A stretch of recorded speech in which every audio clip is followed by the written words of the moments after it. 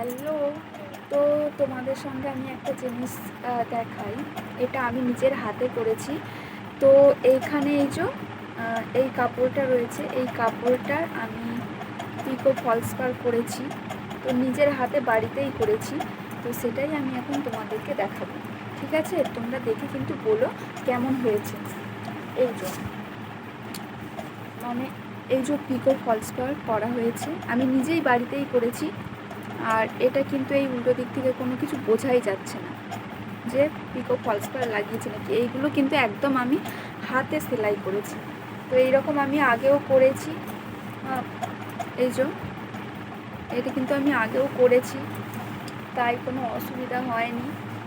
এই যে কিন্তু উল্টো দিক থেকে কোনো কিছু বোঝাই যাচ্ছে না যে সেলাই হয়েছে বলে। তো এই কাপড়টা হয়েছে আজকে, আর এইখানের এই কাপড়টা আমি আজকে করব। তো টাটা।